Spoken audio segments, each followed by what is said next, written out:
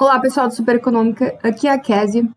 E o vídeo de hoje vai ser um pouco diferente. Nesse mês eu lancei o meu curso que ele tem o objetivo de transformar você em um investidor internacional. O curso vai permitir que você dolarize seus investimentos e ele vai pegar todos os mais importantes investimentos que você deve focar para começar a investir no exterior. Então o curso tem em volta de 29 aulas. No vídeo de hoje você vai ver uma aula que vai te mostrar por que é tão importante a gente investir no exterior e não apenas aqui no Brasil. Então essa é uma aula mais introdutória que você vai saber qual é a importância de investir no exterior, qual é a importância de dolarizar os seus investimentos. Eu vou colocar também aqui embaixo o link para o curso para você saber um pouco mais e nele você vai aprender tudo sobre stocks, tudo sobre REITs, tudo sobre ETFs, como abrir uma conta no exterior, como declarar seu imposto de renda. Muita gente ainda tem dúvida como fazer declaração de imposto de renda no exterior.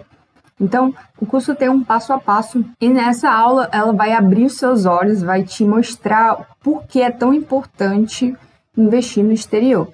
Eu espero que você goste. Olá pessoal, bem-vindo ao nosso primeiro módulo.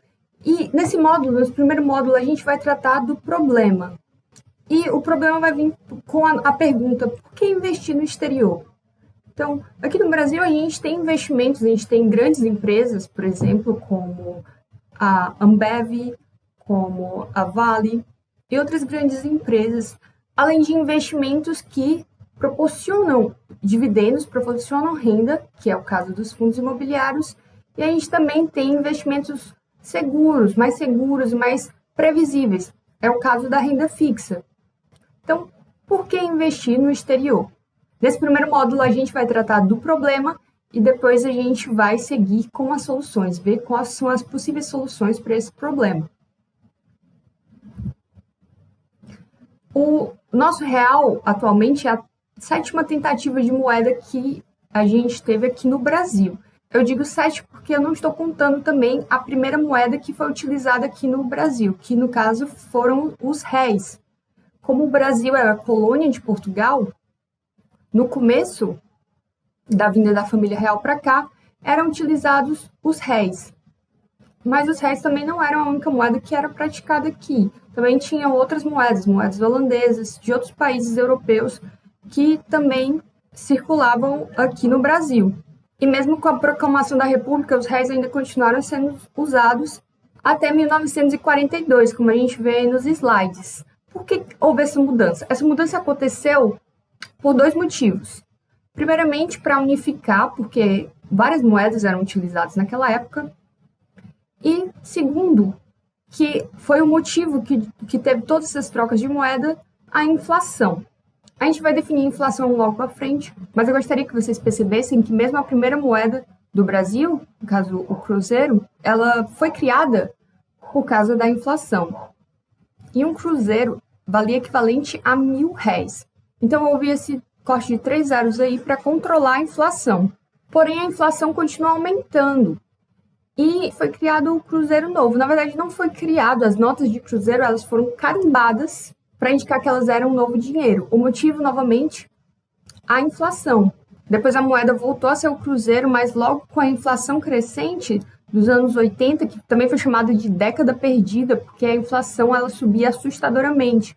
A inflação era tão assustadora que quando as pessoas recebiam o salário delas, provavelmente seus avós, seus pais, ou até você pode se lembrar, que eles tinham que ir correndo para o supermercado para comprar alimentos, porque se eles demorassem no outro dia já era outro valor. Até no mesmo dia, no começo do dia e no final do dia, o preço do arroz ele dobrava, triplicava, justamente por causa dessa inflação descontrolada.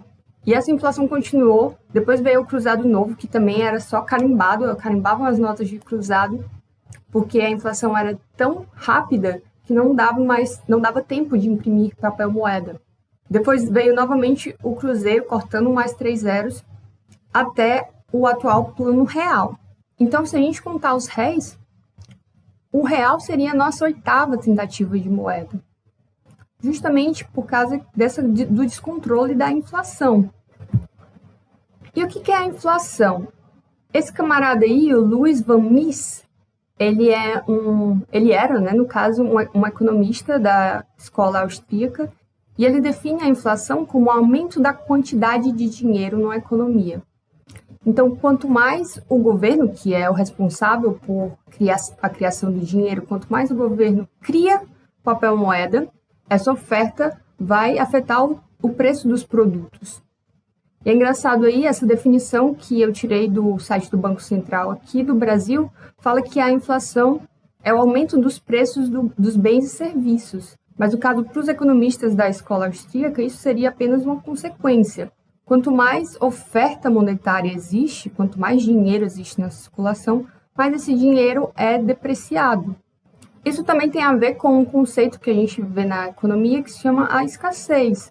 Por que o ouro é tão valioso sempre? Porque a quantidade de ouro é escassa. Então, existe uma quantidade pequena de ouro para uma grande demanda, já que o ouro é usado para fazer várias coisas. Além de ser uma reserva de valor, né? Além de ser usado como um investimento, o ouro também é utilizado na construção de coisas, de produtos. Então, essa lei da oferta e da demanda, ela também funciona com dinheiro. Então, quanto mais oferta, quanto mais dinheiro a gente tem, menor é o poder desse dinheiro. E se a gente comparar o real com moedas lá fora? Aqui é um print da comparação da desvalorização do real com relação ao dólar. A gente vê aqui que em 2006, $1 equivalia a R$ 2,15. E atualmente, em 2021, esse mesmo dólar está valendo R$ 5,06. Então, frente ao dólar, o real teve uma desvalorização muito grande, principalmente por causa da inflação. Então, para a gente entender a importância disso, se a gente tivesse comprado, por exemplo, R$ 215 em dólar no passado, hoje, se a gente convertesse esse dinheiro, a gente teria 506. Então, mesmo sem ter nenhum investimento, só por essa diferença cambial, a diferença dos preços dos tipos diferentes de moeda, a gente já teria um ganho. E a gente consegue ver muito bem isso no chamado índice Big Mac. Esse índice ele foi feito pela revista The Economist para eles conseguirem mensurar o valor de cada moeda em diferentes países. E por que o Big Mac? A grande sacada do The Economist é porque o Big Mac ele é um sanduíche padronizado. Então, em todos os lugares, vai ser feito com os mesmos ingredientes. Então, vai ter o pão, o hambúrguer, o pepino, o queijo.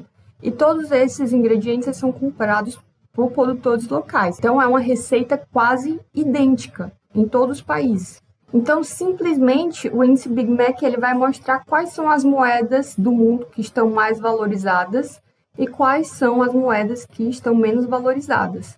A gente pode ver um exemplo que eu tirei do site da Abril, que eles falam que R$100, no caso, compraria 4 Big Macs, ali no tempo que essa matéria foi escrita, né? E que o lanche ele custaria R$ 21,90.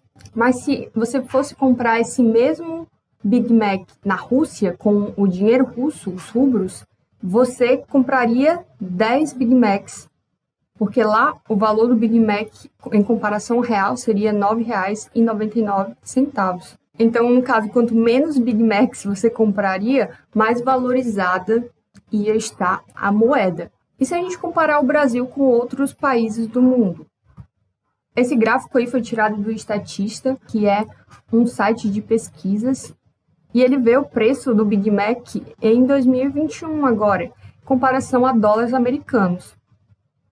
Então, a gente pode ver aí que no comecinho da nossa lista, os países nórdicos, que seria a Suíça, a Suécia, a Noruega, o valor do Big Mac ele é maior do que nos Estados Unidos. Na Suíça, por exemplo, o Big Mac custaria $7,29. Já nos Estados Unidos, logo aqui embaixo, ele custaria $5,66. E onde é que está o Brasil aqui na nossa lista? Então, a gente vai aqui para baixo e tá aqui. O Brasil, atualmente, o Big Mac aqui custaria $3,98. Então, quanto mais abaixo desse gráfico, mais desvalorizada é a moeda. E nessa imagem a gente pode ver muito bem a desvalorização do poder de compra do brasileiro. A gente vê aqui que R$100 hoje seria o equivalente a R$16 em 1994. Não foi muito tempo atrás. Como a gente pode entender isso? Hoje a gente compra com R$100 o equivalente que a gente comprava com R$100 em 1994. Então, nosso poder de compra, com o mesmo dinheiro, compram menos coisas. Mas será que só o real está desvalorizando? O dólar, por exemplo, ele não está se valorizando? E aqui a gente tem uma comparação, né, a calculadora de inflação aí do governo americano. A gente pode ver que se a gente fizer essa mesma conta de 1994 a 2020, que foi a conta que foi feita no slide anterior, a gente vai ver que $1 em 1994 equivaleria a $1,75 hoje em dia. Se a gente fizesse aquela mesma comparação do slide anterior, o que a pessoa compraria com $100 hoje, em 1994 ela compraria a mesma coisa, a mesma quantidade com $75. Então você vê que a desvalorização foi bem menor do dólar com relação ao real. Por isso que a gente fala que o dólar é uma moeda forte. E a inflação é apenas um dos motivos para investir no exterior. Na próxima aula, a gente vai ver o segundo motivo, que também é tão importante para se investir fora do Brasil. Até lá!